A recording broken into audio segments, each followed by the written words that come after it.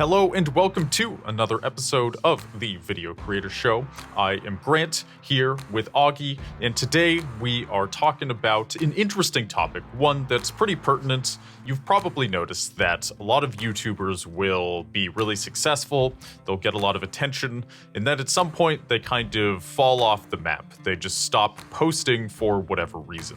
And today I wanted to talk about why that happens, the causes of it, how some of these people eventually came back, and ultimately give a solution to those listening and an idea of how to avoid the same fate, or perhaps just to accept the same fate. Kind of whatever works for you. That sounded very dramatic, but let us get into it.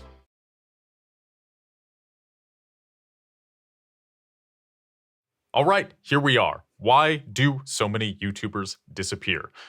So just to start out, I wanted to list some examples. Augie, you can probably think of a few YouTubers who maybe you were really into, you liked watching their stuff, and then they just sort of disappeared.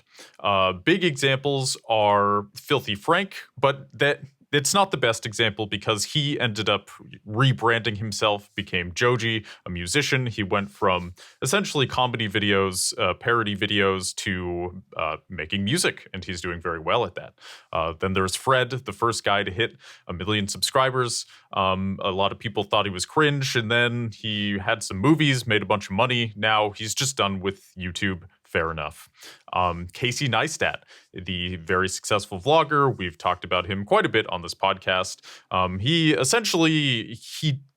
I wouldn't say he disappeared, but he took a long break for 2 years, only posted the occasional video, was mostly just focusing on his family. Now he's back posting like 2 to 3 times a week, which, is about half as often as he was posting during his prolific peak, which is totally fine. I think this is going to be more sustainable for him. So these are just a few examples, and we'll get into a few more.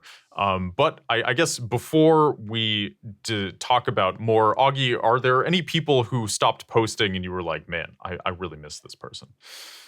Casey Neistat is the one that I noticed first, but off the top of my head, I can't think of anybody else, although I know there has to be some if I just kind of spent some time thinking. But yeah, Casey Neistat was the big one.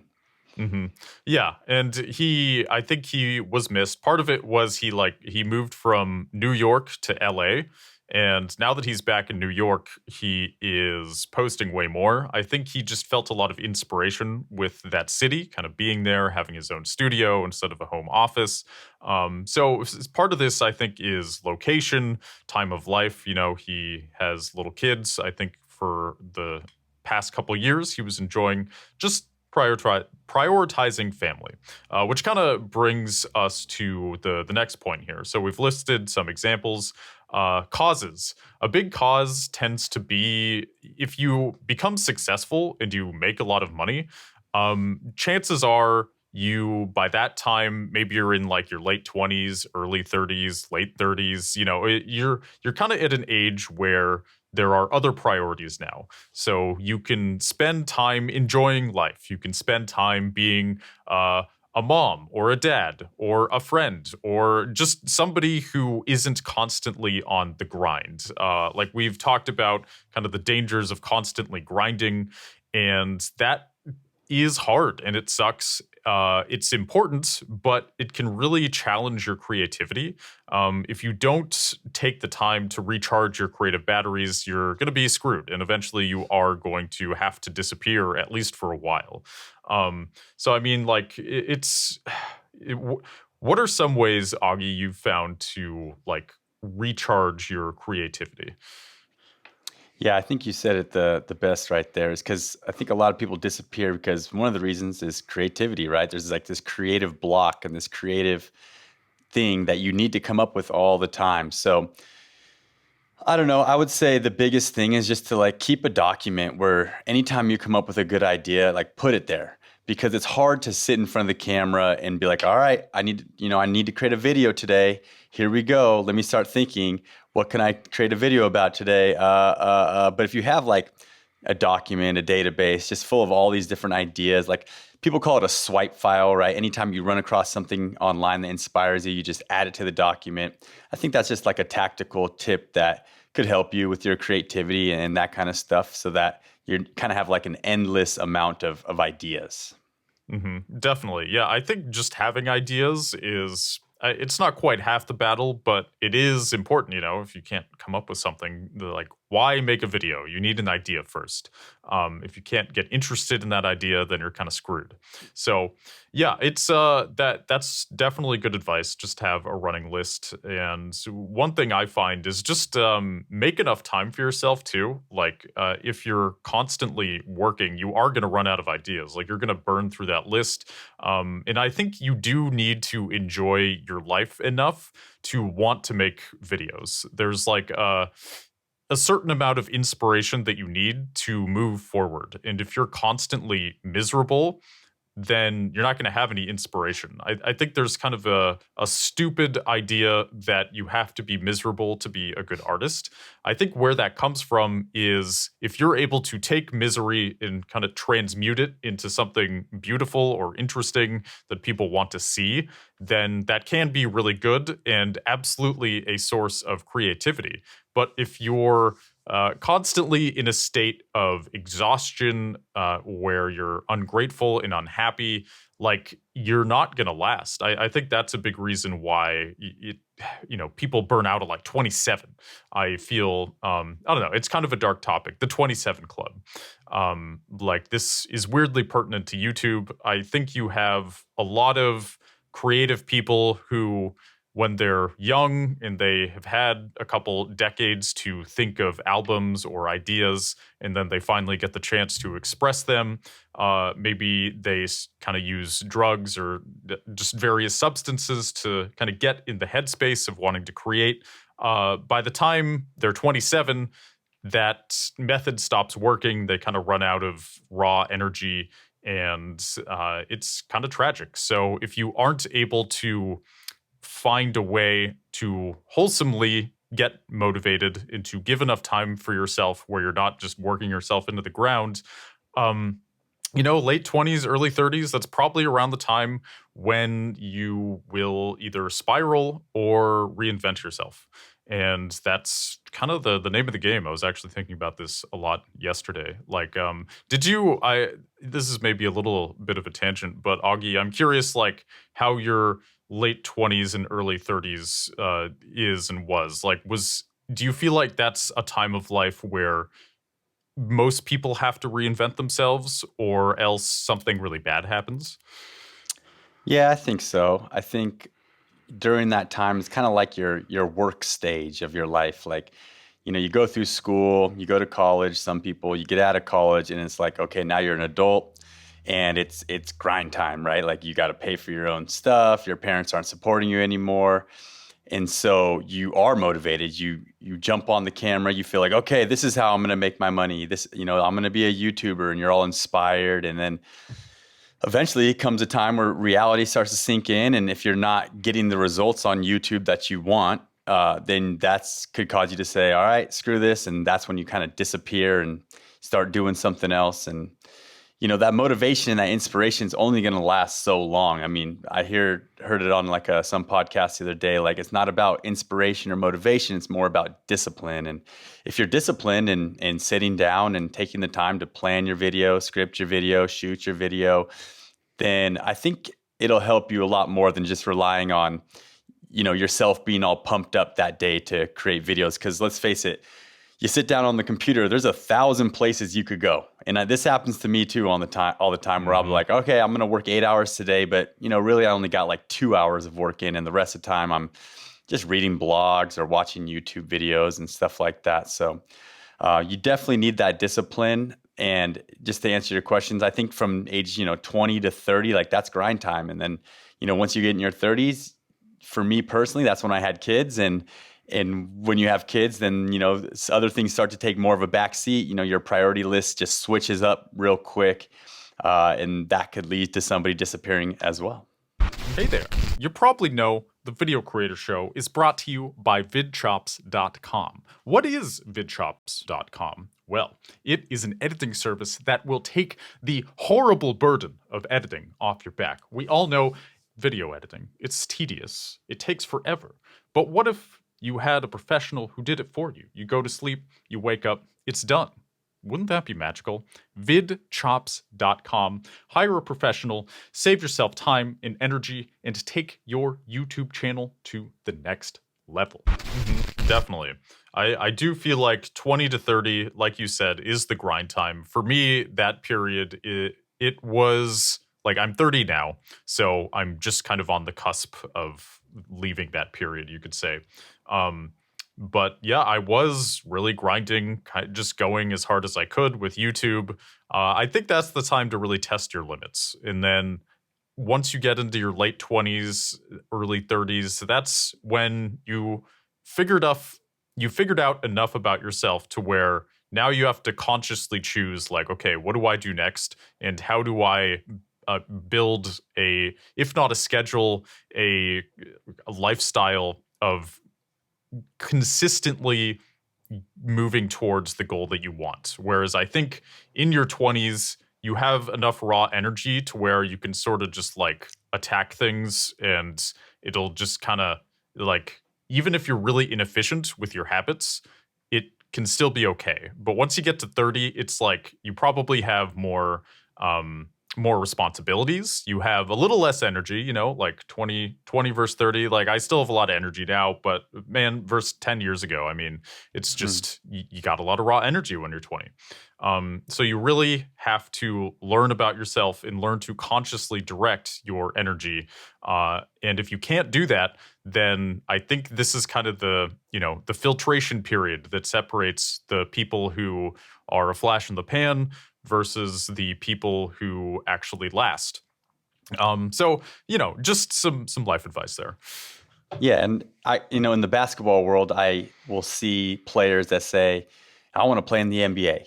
And you're like, okay, well, what are you doing to prepare yourself to play in the NBA? And they'll be like, oh, well, I'm working out one day a week. And it's the same thing on YouTube too. You're like, I want to be a YouTuber. And you're like, okay, well, what are you doing? Are you releasing? How many videos are you releasing? And like, one a week. You're like, okay, maybe that's not enough. And there's a YouTuber named Chris London who, I remember in one of his videos, he was telling a story about his dad. He's told his dad, I want to be a YouTuber, and most parents don't like that idea.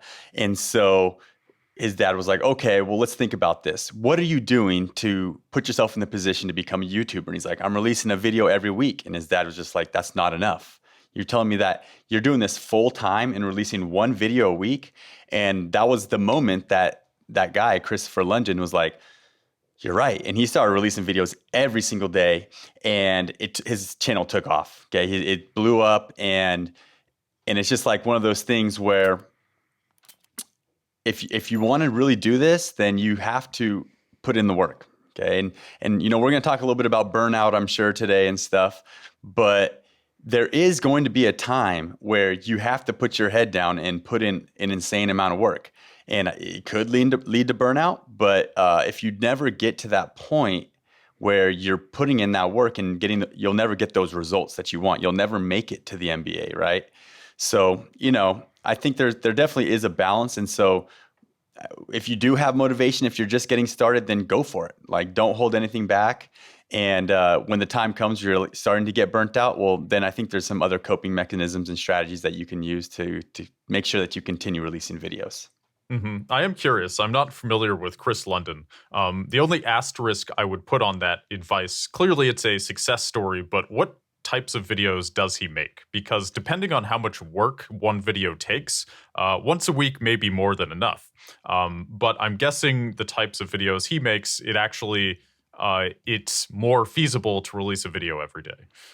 Yeah, and like most YouTubers, they go through cycles, right? So, I mean, his content has changed a ton over time, but at the time, I think they were more so just kind of talking head videos, trick shot videos, some kind of basketball type videos. But yeah, I mean, some stuff is not sustainable. And a once a week release schedule is fine. That is a typical release schedule. But if you are going to go all in on it and you want to make it to the NBA, then you should be willing to do more than that because, for the most part, you can, if you're working full time on this, release more than one a week. Yeah, I would agree. As a general rule, though, depends how complex your videos are. So yeah, like I think this is a good transition point to talk about an example of somebody we haven't talked about yet who quote unquote disappeared, but he just kind of found a new direction. It's somewhat of a controversial direction, actually. So, Augie, are you familiar with Bart Baker? I'm not. Tell me about him. So he got big on YouTube making parody videos. He has millions of subscribers. He would do like a parody of 6ix9ine, the rapper. He did one on Megan Trainor. And I mean, just parodies of famous people, famous songs. They were usually song based. A good musician. And then about 3 years ago, he kind of stopped posting much. He released a little bit in the last 3 years. But then he ended up making a video saying, where am I now? That video came out a year ago. Turns out he moved to China and is making little music videos on the Chinese TikTok. Douyin is the name of the app. I think I'm pronouncing that right. So Chinese TikTok, he's making, Chinese music TikToks. It's exactly what it sounds like. He gets all, dolled up or whatever and sings usually in English, sometimes in Chinese or whatever. He has tens of millions of subscribers on that app. And that's what he does now. I don't know. I think it's way less work to do what he's doing. And he's probably making at least as much money as he was on YouTube, I'm guessing, though I don't know how Chinese TikTok, I don't really know how monetization works on that. However, he showed an example of his video, and the point of all this is sometimes people disappear because they find an opportunity that makes them as much or more money with less work. His videos are fine. They're just like very lowest common denominator now, versus what he was doing with his parody videos were quite creative, and very American. So it's like good for him. He is doing what he wants to do, but also some have accused him of selling out, or even, betraying America. And it's, I don't know. Like, how do you feel about this? As somebody who finds a new opportunity that is way easier and pays probably more. Is that selling out? Is that giving up? Is that just moving on to bigger horizons? What is that? No, I think that's just a good business move. I mean, longevity, right? You want to do this long term, and whether it's on YouTube or Twitter or TikTok or some Chinese platform, if you love making videos and that's what you're about, then you got to go where the opportunities are. This kind of, as you're speaking, and I do know who you're talking about now. There's a Vice video about him and the journey that he's taken. So that's how I heard of him. But kind of reminds me of Logan Paul in a way. I mean, Logan Paul, he was a Viner, then he moved on to YouTube, grew very big on YouTube, and then kind of stopped releasing a lot of content on his personal vlog channel. And now he's more of like a podcaster, and he has a podcast called Impulsive, and he's a boxer and does all these other kind of things that allow him to make money. And that's kind of the power of an audience. Like, whatever kind of business you want to start, if you have an audience, then you can start it very easily. So, that's kind of like step one, is to start creating content, grow your audience, grow your personal brand. And then from there, you can launch, a beverage company like he did called Prime. You can do just more opportunities will pop up. And that's kind of probably what happened to this guy, right? All of a sudden, this company probably contacted him and said, hey, if you move to China and start doing this, we got this signing bonus for you, and you can make X amount of dollars. And yeah, that's what he did. And yeah, I don't blame him. That's not for me. I wouldn't want to just uproot my family and move there. But, I think he's a single guy, and he, saw the opportunity. And no, I don't think that's selling out in any way. I would agree. I think it is, but like I mean, it's weird he moved to China to do it. I don't think that's necessarily a bad thing. It's just kind of like, wow, that's a 5D move. That would never occur to me. So yeah, I think selling out. People like to throw that word around. If you find an opportunity where it's just a good business move, I don't think it's necessarily a bad thing to take it. You might get some shit for it, but at the end of the day, it's your career. Do what you want to do. And that's okay. So, from YouTube's perspective, it looks like he disappeared, but actually, he's just kind of on to different things. And that's part of the takeaway from all this is YouTube can just be one goalpost. A lot of kids dream of being a YouTuber, and I totally get it. So it's if you see somebody who's really famous on this platform, then of course you will think like, oh, why wouldn't you want to do that forever? But sometimes it gets tiring. Sometimes you kind of get squeezed for creativity. And sometimes it's easier to do something else with your time. Like you've done it for years.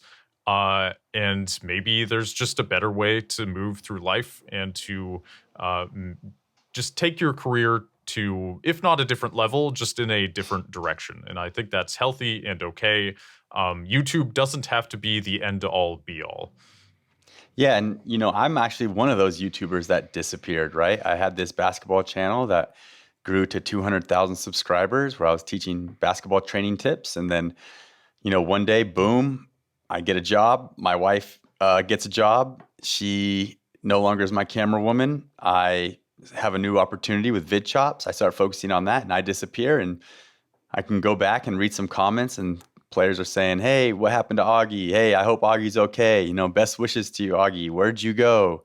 Those kind of things. And so I can relate to this firsthand. And there's a weird sense of guilt that you get from disappearing once you do have this audience that, hit that subscribe button and trusting you to deliver them content and stuff. And, for me, I would go back and continue doing it if everything lined up correctly. But at the time, I didn't have any kids.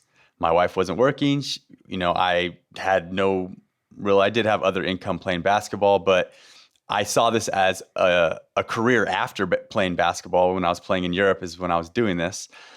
So once I moved back and I had a job and VidChops was doing good, making money too, I was like, I don't need this anymore, right? I'm making more money. It's not going to, I don't see myself doing this for 20 years as a career. And so it just wasn't it was kind of like a no-brainer for me to kind of step away. Right.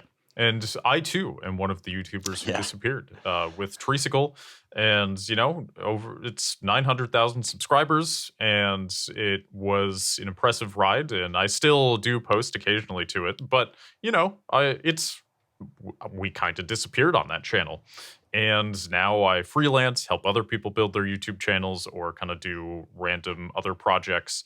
But point is, I kind of found a different way to leverage my YouTube, like the skills I learned by becoming a YouTuber. I found a different way to leverage those skills where I'm making about the same amount of money with less work and less stress.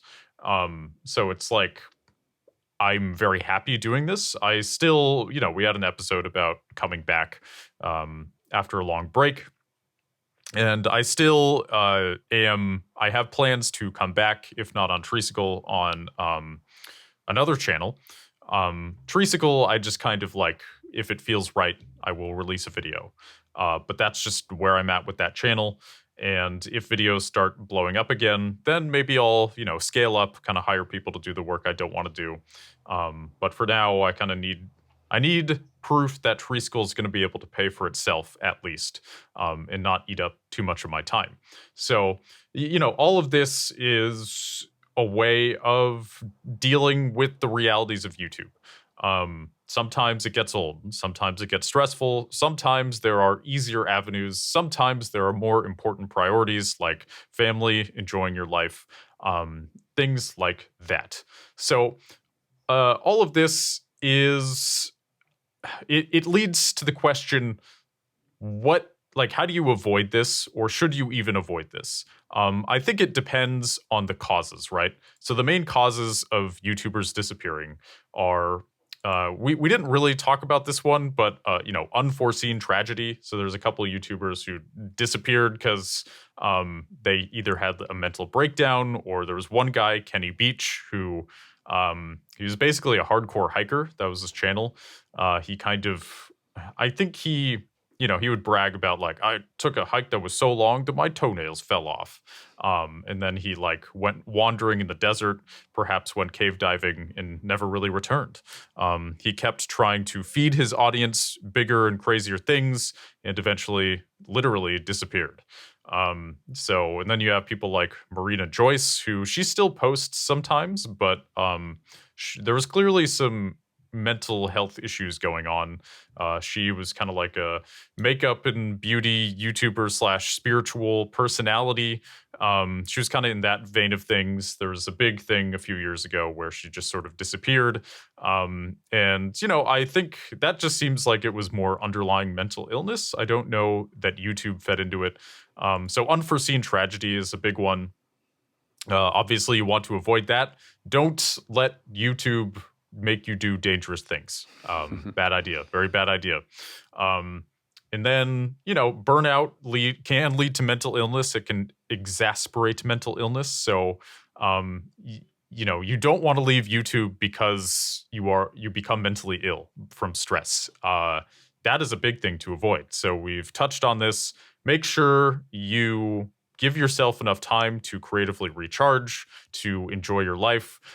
If you have to, it could be a good idea to just get a part-time job and not focus everything on YouTube. Intertwining your identity with YouTube or anything that requires an audience is inherently dangerous. It can be exhilarating, but if it ends up not going well, then you start to question your own self-worth, and that can be devastating, really devastating.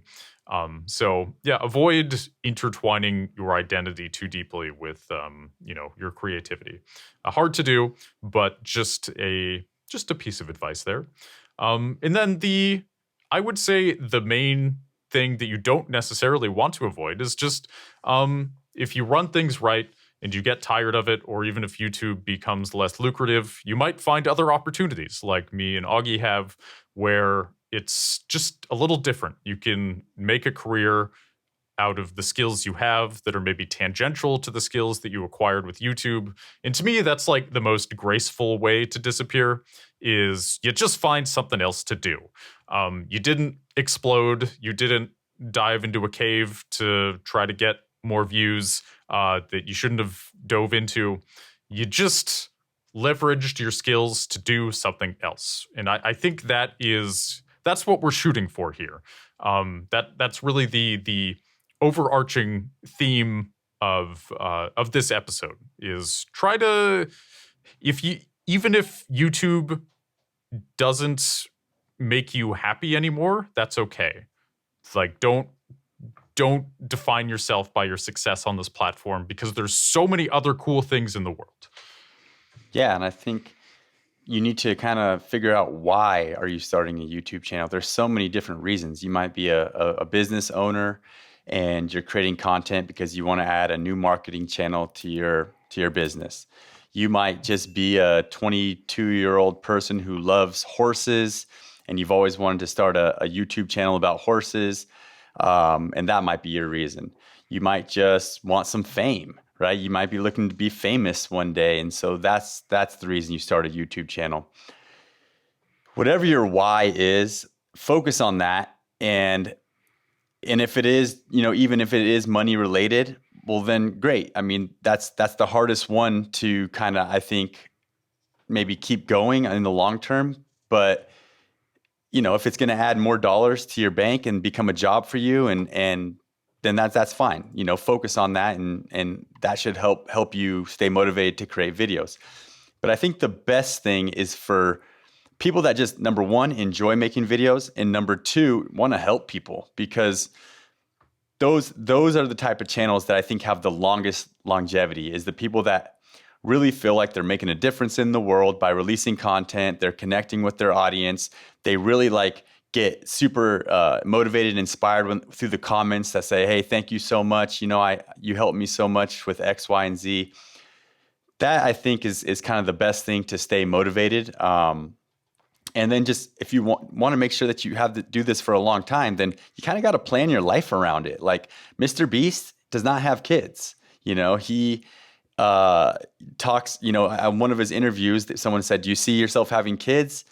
And he said, I always thought I wouldn't because I wouldn't want it to take away from me creating videos. But then he said, now I'm starting to think about it though. And, Elon Musk has kids, Steve Jobs has kids, all these people who he looked up to, in the end did have kids, and all these people were, kind of workaholics in a way as well, kind of like him. So, but I bet you $10 the day that he has a couple kids, his time will not be as focused on making videos. So just keep that in mind, that if your goal is to be a YouTuber, that you got to kind of plan your life around it. And the word is sacrifice. You got to sacrifice some other things in order to kind of live that lifestyle. Definitely. And I'm glad you mentioned the whole having kids thing. This is a perfect transition to a YouTuber who took a long break. His channel is called Wheezy Waiter. He has one kid. I believe he only has one kid. He may have more, but he lives with, his wife in a house in, I think, Wisconsin. And his videos they're pretty funny. He'll do things like, I quit coffee for 3 months, or I became vegan for a month, or sometimes he'll just kind of just have a random challenge. I did 1,000 steps every hour for a month, and this is what happened. So and his style is very funny. He's a funny guy. He's pretty silly, and it works well for him. But he had a video called "Why I Burned Out and Why I'll Never Burn Out Again." That was essentially the title, and he kind of gave a list. So this is for we talked about the importance of not clinging to YouTube. If you ultimately decide YouTube's not your thing, great. But this is for the people who no, I want to keep doing this. I want to be careful. I want to do things right. I want to stay as a YouTuber. All right, great. Here we go. Why Wheezy Waiter will never burn out again. Why he's still killing it to this day. One, he has an infinite reward. His old reward before he burned out, or the thing that led him to burn out, is his reward initially was fun. He wanted to have fun, be his own boss, be a silly man on camera, and that was his reward. A valid place to start. Now he says his reward is no longer fun. It is curiosity. He wants to learn about the world, about himself, he became more curious. I would argue it's a less selfish goal to be curious than to want to have fun. I think it's okay to want to have fun. That was certainly a huge goal of mine going into YouTube. But curiosity, it's like you are interested in something that's not you. You're interested in the world. You're interested in an idea.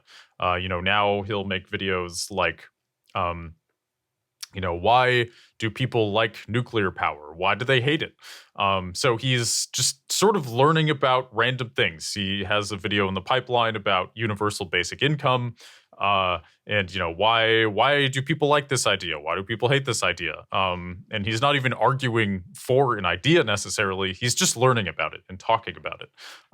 And I think that's more sustainable because ultimately you're not focused on yourself. You are focused on the external world. And in doing that, I mean, you'll never run out of ideas. There's a billion different things you can always talk about. Anyway, that's number one, changed his reward from fun to curiosity. Number two, he accepted that it will suck sometimes to make videos. It's not always going to be fun. Sometimes you just gotta show up and do what you have to do. Pretty straightforward. Three, he will always know his purpose. So it's kind of, I think, it's easy to say that, oh, my new purpose now is curiosity. But like, you may forget, you know, you may be like, oh, this sucks. I'm not having fun. But did you learn something? Did you learn something about the world? Just you gotta consciously remind yourself of these things. He has like a morning meditation where every morning he will meditate on the fact that he will be dead one day. Sounds kind of bleak, but like monks do it. And I think that kind of helps him with curiosity, appreciating life, things like that. And then the last one is accept change. So purposes change. He himself may change. And instead of sort of panicking and feeling like a part of you is dying, maybe that's just the nature of existence and of life. Accept change. And this was kind of his recipe for not burning out. And it made a lot of sense to me. Any thoughts on this, Augie? Yeah, those are all great things. I think, too, if you do feel yourself starting to burn out or you're just kind of like sick of creating videos and stuff, yeah, like modify maybe what you're doing. You might spark a new interest. Like for me, I kind of got sick of making basketball training tutorials, right? I was like, I taught how to dribble through the legs 100 times. I taught shooting form 100 times. I wish I would have kind of just found a new path, because then I got really into like actually coaching, like X's and O's, like not just training, but 5-on-5 real games. I'm a varsity basketball coach. So I always think about coming back and creating more content, and I would get excited about, you know, doing more team-based stuff. So I think that's a great tip. He just kind of like modified the type of content he was creating and modified his why. And yeah, it seems like a great idea. Definitely. And yeah, with that, that's pretty much everything I wanted to talk about. I don't know if you have any other thoughts, Augie, but yeah, with that, like, I think we're about to wrap it up. Yeah, I would say that just know that where you are today is not where you're going to be in 10 years. And that's okay. And that's okay if you don't create the same kind of content. I think, you know, people study the YouTube algorithm and stuff so much that they think like, oh, I got to stay in my niche. I got to niche down. But I think whatever helps you to continue making videos is kind of the recipe. So stick with that. And if you do find yourself getting burnt out, then just look objectively on how you can solve that. Do you need to hire an editor? Do you need to release less? Do you need to, I don't know, change topics? But whatever can just keep you releasing and keep you hitting publish is kind of the key. Definitely. And ironically, I think the more attached you are to staying on YouTube, staying as somebody who makes videos for a living, the more attached you are to that, the harder it's going to be to succeed at that. Like, you're not going to be able to think clearly. You're essentially acting out of desperation if you are at a point where you're burned out, but you're still clinging to this identity. That's going to shoot you in the foot. Like the title of this, why do so many YouTubers disappear? There's an implication that disappearing from the platform is bad. But I don't think that's true. Like, if you end up doing something else with your time, that's okay. You should make sure it's something you enjoy, but it might blow your mind how unimportant making videos that involve your face or your voice are. You know, you want to be able to express yourself, but you also don't necessarily need to be the center of attention. It may be really healthy for you. I found that making videos that had nothing to do with me, I was working for other people, that was very healing. No longer did I have to deal with these kind of self-reflective thoughts. So really, the takeaway here is accept whatever feels right and don't cling to things. Let things happen, and you will be okay.